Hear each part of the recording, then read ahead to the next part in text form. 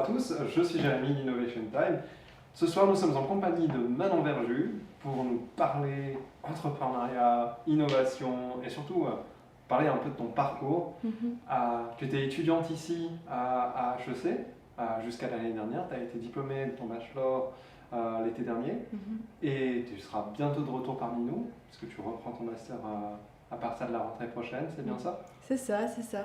Merci beaucoup de me recevoir. Du coup, c'est Manon.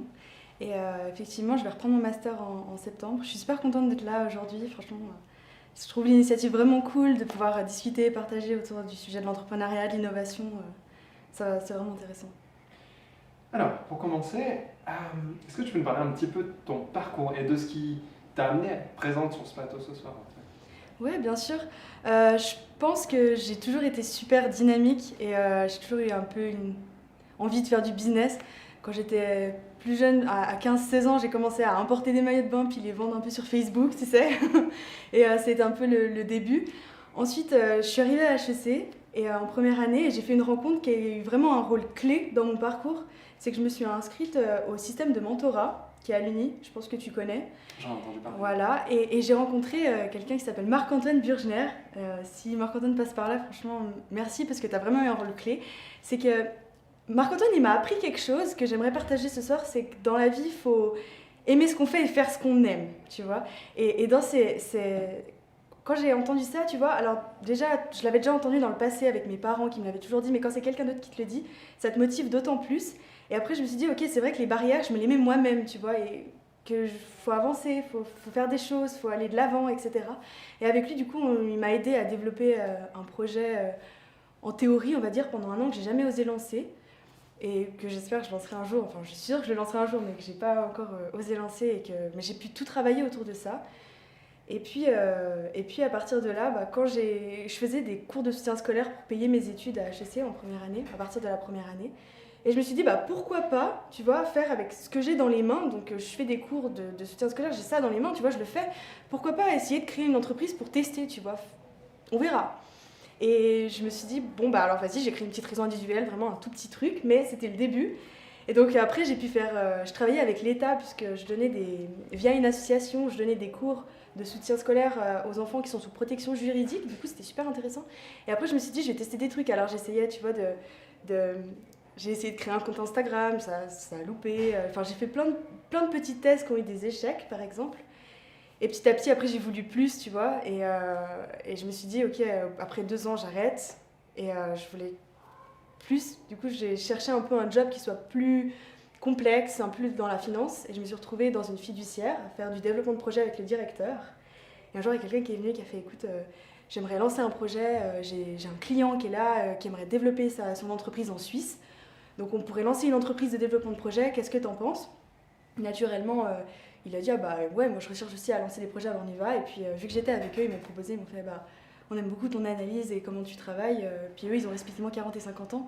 Du coup, j'étais un peu, tu sais, en mode, bon, est-ce que vraiment j'ai ma place ici? Et puis ils m'ont pris avec eux et on a commencé Partners Beyond cet été. Donc, et c'est pour ça que j'ai fait le choix de prendre 1 an de pause entre mon bachelor et mon master. En plus, j'étais pas trop sûre de quel master je voulais faire pour lancer ce projet de Partners Beyond. Et je suis devenue business developer de Coditech, qui est notre premier client. Et c'est comme ça que je pense que je me suis retrouvée ici, c'est par entreprendre des petits trucs au début qui fonctionnaient parfois pas, mais toujours avoir l'envie d'aller plus loin, tu vois, l'envie de faire plus et d'essayer des trucs quitte à ce que ça loupe. Mais la vraie motivation derrière tout ça, c'était quoi? Puisque finalement, tu as eu quand même un certain nombre d'échecs et tu as commencé avec une raison individuelle. Alors, certes, dans un sens, c'est pas beaucoup d'enjeux parce qu'il ne faut pas lever forcément tout de suite 20 000 francs, etc. Mais quand même, c'est là, typiquement, j'imagine que tu as pu peut-être avoir tes premiers contrats, tes premières factures avec ton nom dessus. Mais qu'est-ce qui a maintenu ta motivation? Je pense que la première chose qui me motive, c'est... Je rêve beaucoup et tu sais, à chaque fois, je me mets des objectifs en fonction de ce que je rêve, de me dire, ok, il faut que je le fasse, tu vois. Du coup, je me mettais des petits objectifs en mode... ma première entreprise, donc ma raison individuelle que j'ai créée en 2017, c'était vraiment, je me suis dit, cette année, je lance ma première entreprise coûte que coûte. Et ce qui me motivait, c'était de me dire, je fais un truc nouveau, tu vois, je développe un truc que je connais pas, on y va, on essaye, et puis peut-être l'excitation de te dire, oh, je sais pas trop si ça va fonctionner ou pas, mais j'y vais. Et ça, c'était, je crois, la première motivation qui m'a fait y aller, de me dire, je peux le faire, et de sortir de mes limites. enfin, de sortir de ma zone de confort, de repousser mes limites, de sortir de ma zone de confort. C'était la première chose. Et ensuite, ça va plus loin. Ensuite, du coup, tu commences à t'habituer à te dire, ok, je suis toute seule dans un projet, et puis j'ai des clients, je gère les clients, je fais la facture, tout ça. Du coup, tu veux aller plus loin. Et du coup, après, c'est comme ça que j'ai repoussé à chaque fois les limites. Et après, je voulais plus gros. Et après, c'est comme ça que ça avance, tu vois. Et alors, c'était quoi les plus gros challenges auxquels tu as dû faire face au cours de cette aventure, les plus grands apprentissages en fait? Les plus gros apprentissages, clairement, c'était cette année. Parce que je travaille avec une équipe qui est multinationale. Quand je suis arrivée, je parlais très peu l'anglais.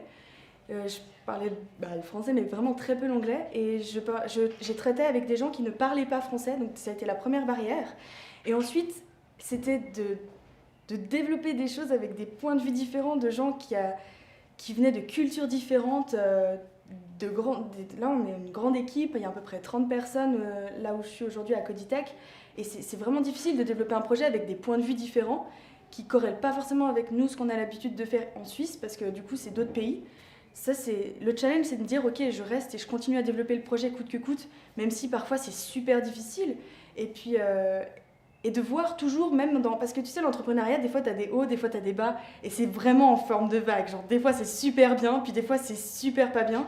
Il y a des jours, tu te dis, waouh, mais demain, je suis millionnaire, puis le lendemain, tu es là, mais je vais arrêter, il n'y a rien qui fonctionne. Et je crois que ce qui est super dur, c'est de garder la motivation, même quand tu es dans ces bas où il n'y a rien qui fonctionne.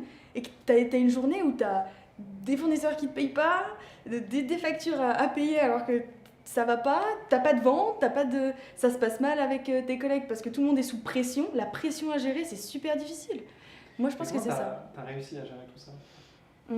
Comment j'ai réussi à gérer tout ça je crois Qu'est-ce qui t'a guidé un petit peu, t'a servi d'étoile polaire dans ces décisions et dans l'ensemble de ces projets et de ces difficultés? De voir plus loin. De voir plus loin, de voir que peut-être là dans le court terme c'est difficile, mais tu vois, s'imaginer ce qui peut se passer dans le long terme. Finalement, c'est un peu rêver, tu vois. Moi, ce qui me motive, c'est un peu ça, c'est de me dire, ok, mais là, ça se passe peut-être trop mal, mais moi, je rêve que ça se passe bien, et du coup, j'y vais, tu vois. Et alors, pour toi, combien de fois est-ce que ça a fonctionné par rapport au nombre de fois où tu t'es dit, ah, ouais, ça non.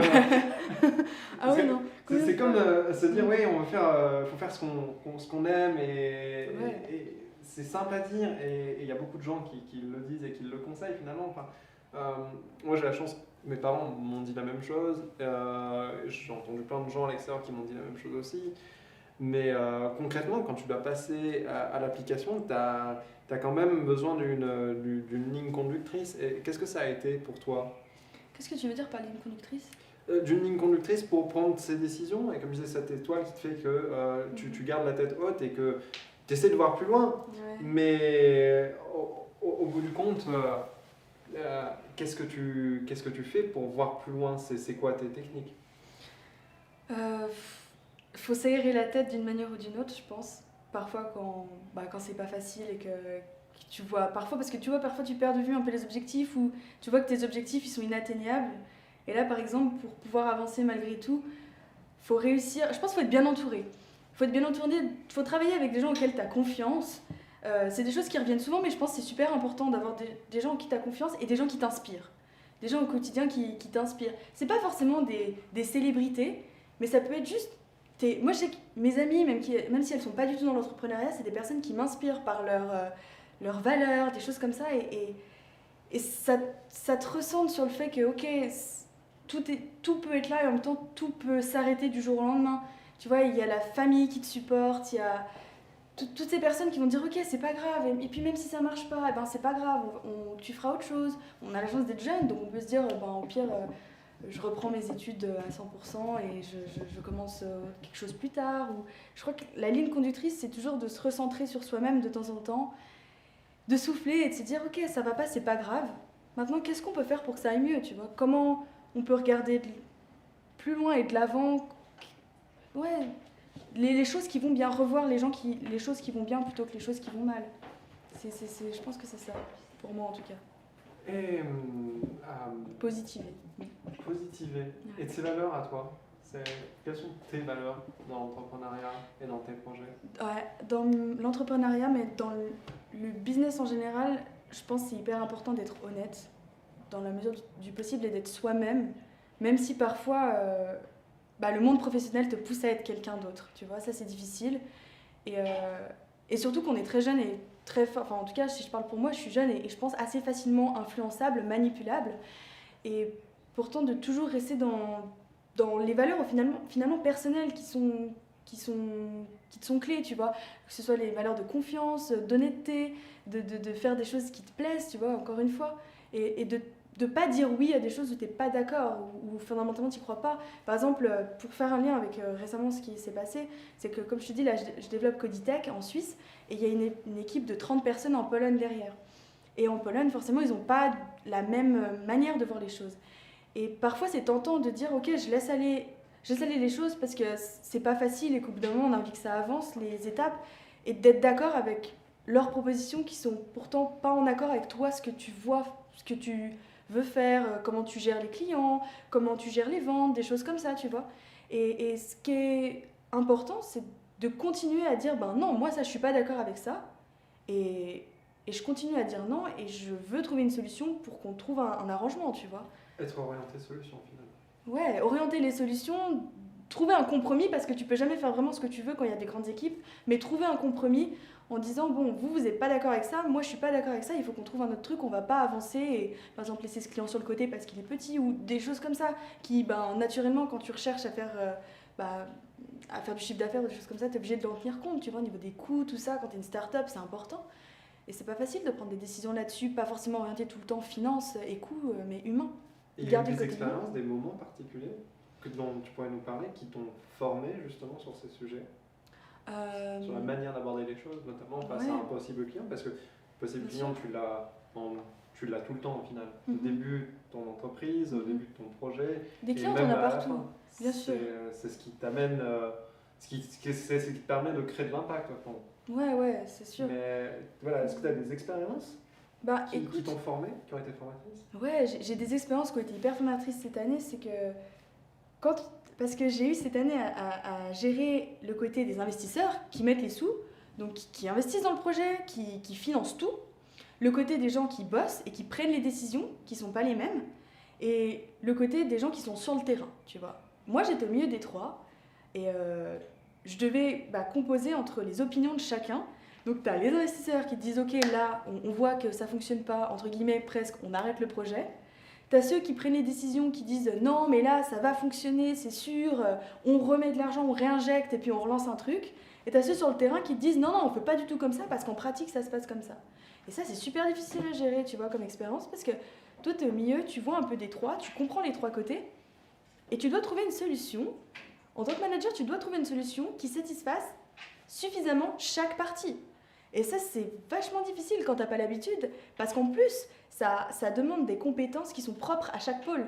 Tu vois, et quand t'es au milieu, t'as pas forcément les compétences de chaque pôle. Je dis en termes techniques, par exemple, des ingénieurs qui vont te parler de choses hyper techniques où tu vas dire ok, mais bon, je comprends, mais en même temps, au niveau des coûts, ça se passe pas comme ça. Ceux qui sont en partie finance, en compta, qui te racontent autre chose.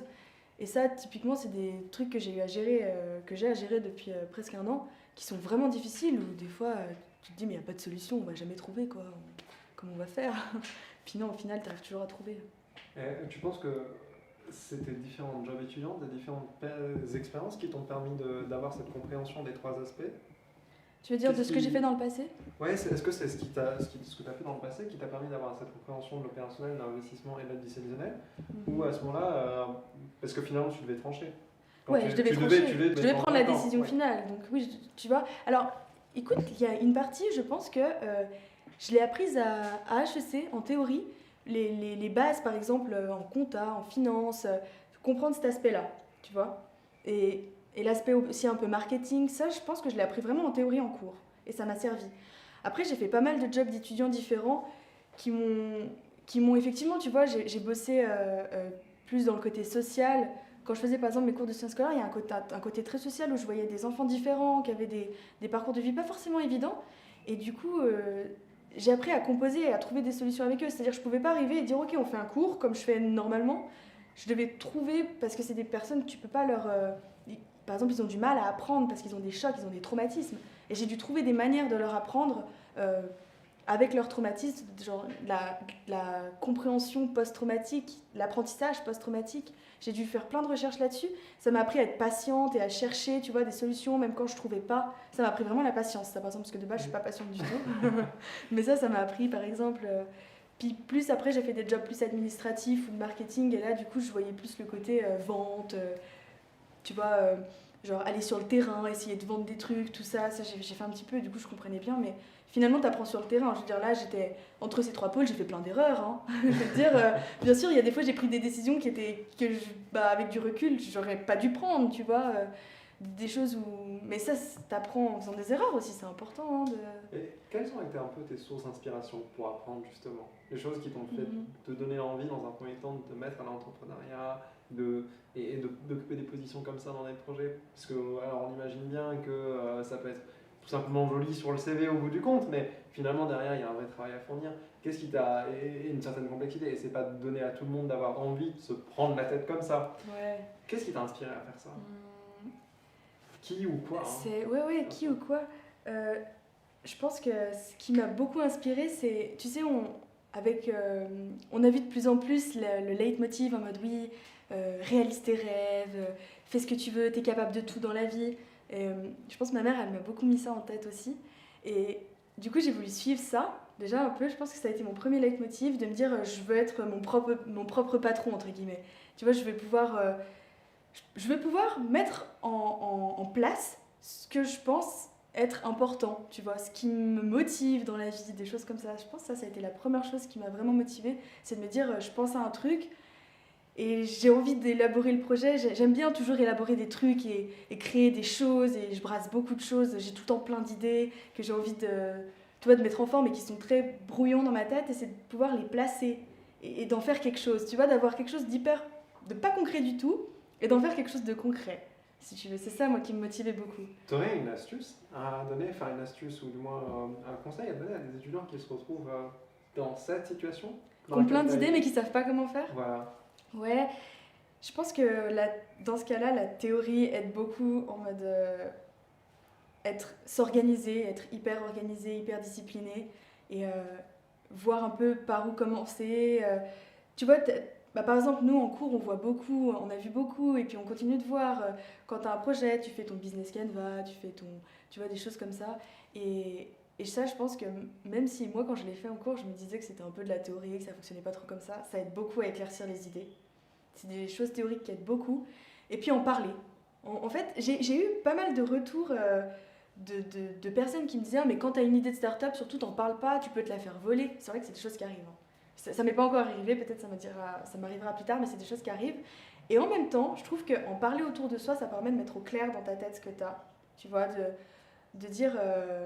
Tu vois, il y a des gens qui vont te donner des avis parfois contraires, des avis parfois les mêmes, et ça va te permettre d'aller petit à petit à ton projet final, tu vois, comme une petite souris, tu commences et puis tu grignotes à chaque fois un peu de l'espace jusqu'à arriver au bout, tu vois, de dire ok, là c'est ça et je vais faire ça. Mais ça prend parfois beaucoup de temps hein, d'avoir un vrai chemin, de tracer ton vrai chemin jusqu'à l'élaboration du projet final qui peut vraiment découler sur quelque chose, tu vois, qui est moins théorique. Mais donc, à qui est-ce que tu parles en premier de ces idées, de ces projets? C'est une bonne question. À qui?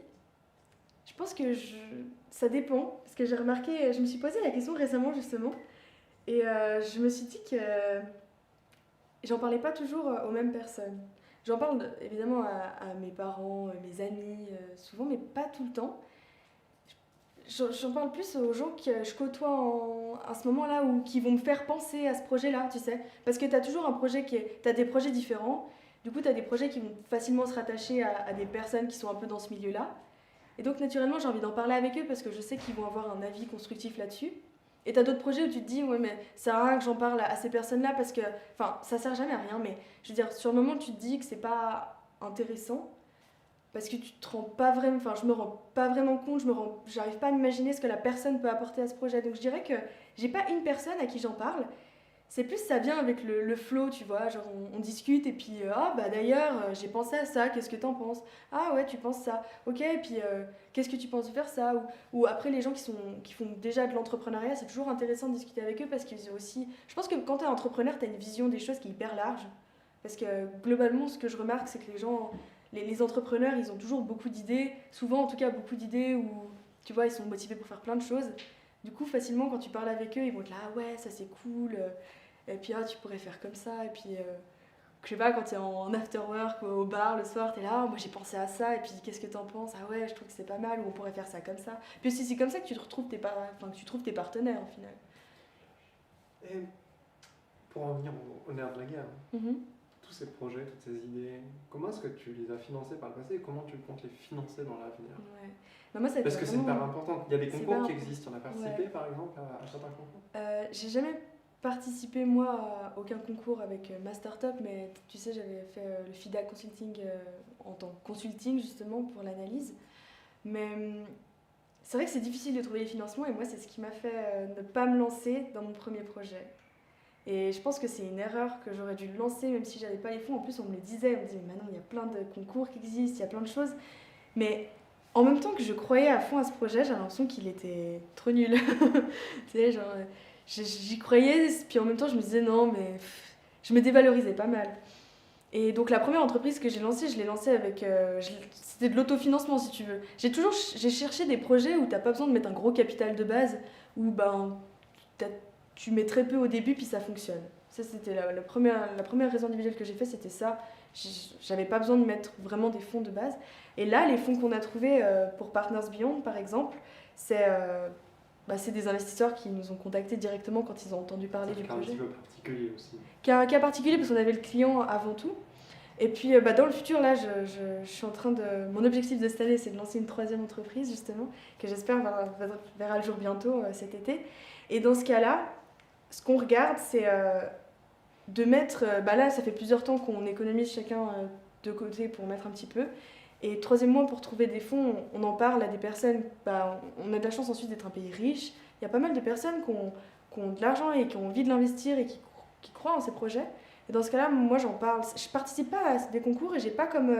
pour l'instant en tout cas, j'ai pas comme ambition ou comme objectif de le faire.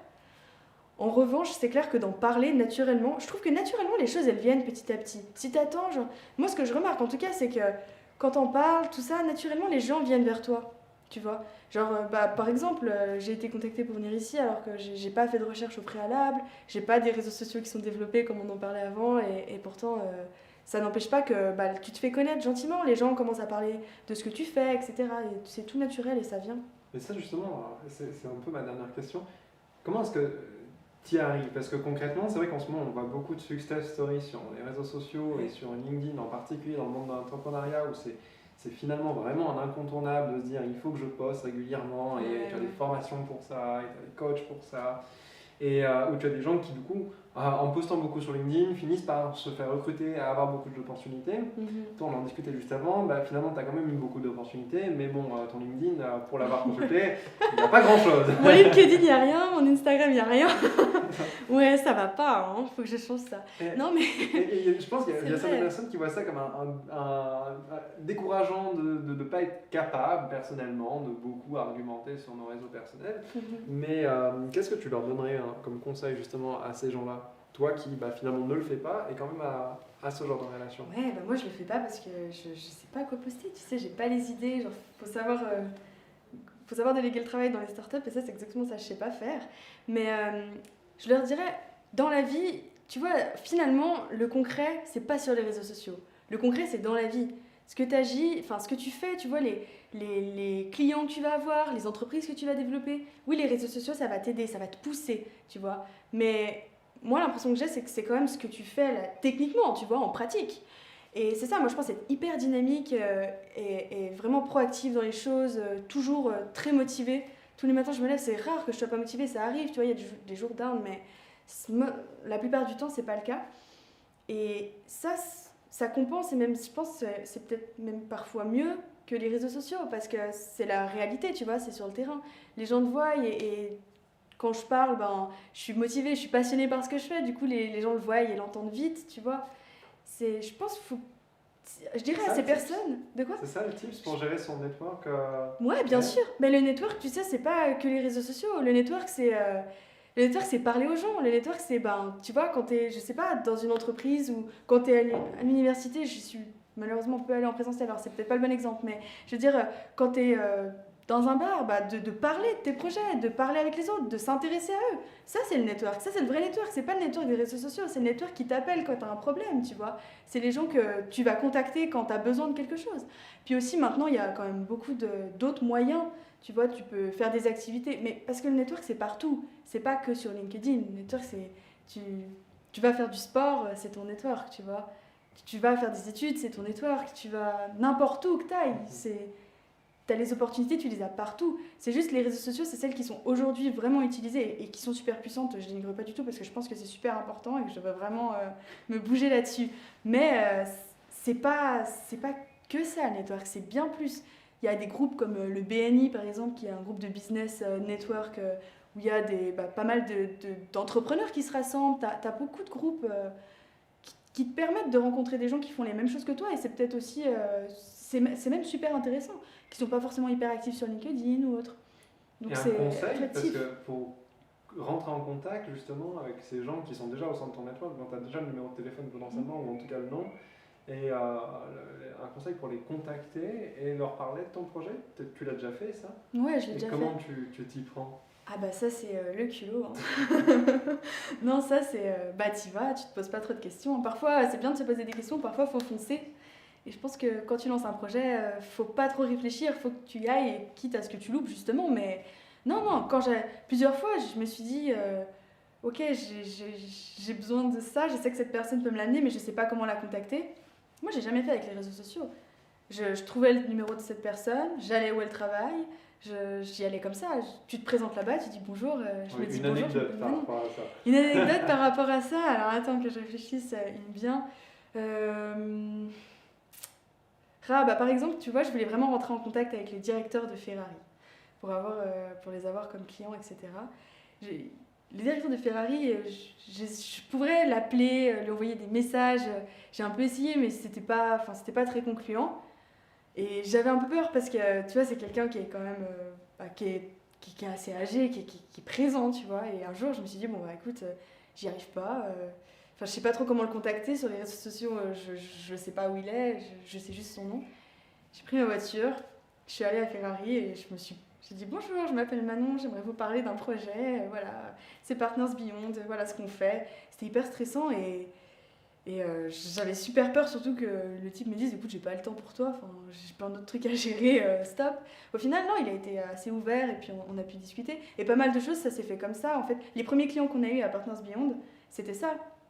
C'était bah t'y vas, tu fais pas sur les réseaux. On n'a jamais, bah justement, on n'a même pas de page pour Partners Beyond sur les réseaux, tu vois. Ni de site web qui est pas fait, pas de LinkedIn, rien. Mais on a tout fait en réel. On allait sur le terrain. On se disait, ok, bah on veut ce client, ou bah viens, on va y aller.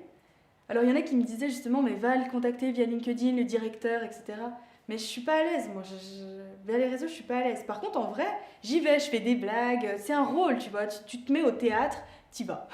Tu te poses pas de questions, t'y vas. Puis voilà. Donc, faut foncer, quoi. Vraiment, mon conseil à quelqu'un qui veut se lancer, c'est qu'il faut juste foncer, arrêter de réfléchir et faire des erreurs, retomber, et puis recommencer. Et puis du coup, tu recommences plus. Donc les entrepreneurs sont des gens qui ne réfléchissent pas et qui foncent. Allez, c'est bon. On les boucle comme ça. Non, je sais pas si c'est ça quand même, mais non. Mais faut foncer, c'est sûr, ouais. Eh bien, merci beaucoup. Peut-être que tu as quelque chose à ajouter? Un sujet qu'on n'aurait pas abordé, dont tu voudrais nous parler? Un sujet qu'on n'aurait pas...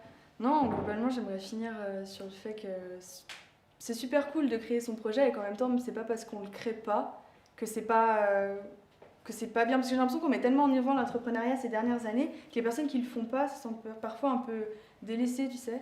Et moi, je pense que tu peux être entrepreneur sans créer ton entreprise. Genre, c'est une manière d'être, c'est un leitmotiv, c'est de dire bah, je fais ce qui me plaît, tu vois. Et ça, c'est hyper important. J'aimerais finir juste sur le fait que c'est super bien de faire ce qui nous plaît. Vraiment. Dans tous les cas. Des questions d'audience? Ouais, on avait une question de l'audience. Ouais. Donc, Quelqu'un a posé la question, tu parles de network comme un élément important pour se lancer et faire vivre son projet. As-tu senti l'impact des opportunités que tu as pu avoir pendant le Covid? Alors oui, parce que pendant le Covid, je dirais oui, parce que pendant le Covid, forcément, on pouvait pas aller sur place, donc tu peux pas trop aller directement rencontrer les gens, etc. Donc ça, c'est clair que oui, pendant le Covid, on l'a senti. Maintenant, est-ce que le network, c'est important et c'est quelque chose qui se développe, mais c'est pas non plus primordial. Je pense pas que ce soit un élément clé. C'est important quand tu veux te développer et naturellement, tu l'acquiers. Mais si t'as pas de network, tu peux te lancer quand même. Et en plus, maintenant, avec les réseaux sociaux, c'est encore plus simple, je dirais, d'avoir du network parce que ton projet, s'il est cool, il est vite. Enfin, ton projet, s'il est cool, il est vite partagé, oui et non, parce qu'il faut quand même savoir le promouvoir et ça, c'est pas évident. Mais, mais oui, le Covid, c'est clair que ça a impacté, je pense, tout le monde, c'est clair. Et nous, on a su un peu l'utiliser parce que notre client, justement, Coditech, a créé des machines désinfectantes hyper innovantes qui nous a permis d'utiliser le Covid pour avancer. Mais par contre, bah, on n'a pas pu faire beaucoup de ventes au début parce qu'on ne pouvait pas aller sur place, on ne pouvait pas rencontrer les gens et on était là et on essayait de les contacter par mail, etc. Mais c'est pas pareil. Hein. C'est pas pareil que d'aller sur place. Le contact humain, il est hyper important. Avec les réseaux sociaux, j'ai l'impression qu'on le perd un peu. Et pourtant, pour moi, c'est primordial. Rigoler avec les gens, sympathiser. Si tu fais, parce que le business, créer ton entreprise, tout ça, avant tout, c'est échanger, tu vois. Tu fais ça parce que ça te plaît. Et la personne en face qui va acheter ton produit, c'est parce que tu lui plais. Il y a quelqu'un qui m'a dit, oui, faut séduire. Pas séduire dans le sens séduire homme-femme, mais séduire dans le sens où tu dois plaire aux personnes, tu dois les inspirer, et elles doivent te plaire. Tu vas pas, même si le produit est super, hein, j'achèterai pas même un produit hyper innovant à quelqu'un que j'apprécie pas et qui m'ennuie. Donc le contact humain, on l'a un peu perdu avec le Covid, et j'ai hâte que ça puisse, petit à petit, ça se relance, et ça c'est super, parce que c'est pas facile. Justement, est-ce que tu as des conseils, d'autres conseils que tu as déjà évoqués pour justement construire son network et puis même séduire, comme tu as dit, les gens? Si j'ai d'autres conseils et comment séduire les gens, bah, je pense que pour séduire, quelque part, faut être à l'aise avec son idée, ce qu'on est, ce qu'on pense. Passionné. Faut être passionné, hyper intéressé. Et en fait, quand t'es intéressé, passionné, motivé, naturellement, t'intéresses, en général. Et puis, si jamais. Et puis, avoir un petit peu de confiance en soi pour se dire, ok, moi, ça, j'y crois. Et si la personne, elle me détruit en face, c'est pas grave, tu vois, genre, moi, j'y crois. Et ça, c'est super important. Pour encore élargir son network, je dirais qu'il faut dire oui aux opportunités qui viennent, tu vois, genre, même des choses qui au début te semblent hyper angoissantes ou qui te font peur, t'as le feeling. Faut dire oui, t'avances, t'essayes, puis si ça se passe mal, t'arrêtes. T'es forcé à presque rien dans la vie finalement, donc autant prendre ce qui te vient et puis en profiter et puis aller comme ça, ouais. Juste une dernière question, tu as parlé de la confiance en soi. Comment est-ce que toi, personnellement, tu as su développer ta propre confiance en toi-même? Ouais, ça c'est une bonne question et c'est pas facile. Non, j'avais pas du tout confiance en moi quand j'étais adolescente, donc comme je pense beaucoup d'adolescents. Et j'ai fait un peu de théâtre, j'ai ma famille qui m'a beaucoup aidée dans ce sens-là, mais vraiment beaucoup, à me dire, ok, faut que tu te plaises, t'es super, tout ça, et pour se développer, pour développer sa confiance en soi, ça passe par plusieurs étapes. Déjà, il faut en prendre conscience qu'on n'a pas confiance en soi, et il faut l'accepter. Et déjà, quand tu l'acceptes, tu fais une étape de te dire, ok, j'ai pas confiance en moi, je l'accepte, maintenant quoi? Maintenant où? Maintenant comment, tu vois? Par exemple, j'étais super timide quand j'étais petite, et là, je l'ai beaucoup moins, mais aussi parce que je me mets un peu dans un rôle comme au théâtre. Tu vois, si vraiment t'es timide et que t'oses pas, c'est pas grave, c'est normal, mais il faut que tu l'acceptes. Si tu l'acceptes, après, tu te dis, bon, bah, c'est pas vraiment moi, je me mets comme dans un rôle de théâtre, j'enfile mon rôle, et j'y vais, tu vois, je vais parler, je vais voir des gens, je vais à leur rencontre, je vais m'intéresser.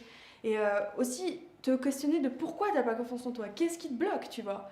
Et dans ce cas-là, bah, ce que tu peux changer, bah, tu le changes, tu te donnes les moyens. Moi, je suis hyper disciplinée avec moi-même. Le matin, je me lève tous les matins à 5h30 du matin, je vais faire mon sport, etc. Comme ça, je commence la journée à 9h. Je sais que j'ai déjà fait, entre guillemets, tout ce que pour moi, personnellement, je veux faire. La musique, la lecture, le sport, tout ça. Et ça, être autodiscipliné, ça t'aide aussi. Parce que tu remplis tes objectifs.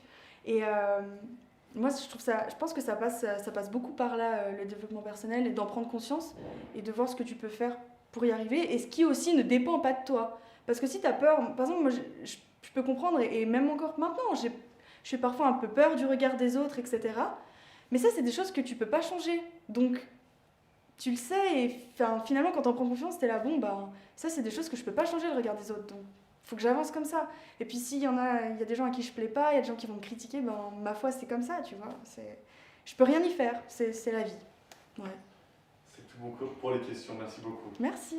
Eh bien, un énorme merci à toi Manon pour Merci à vous, ouais. cette interview.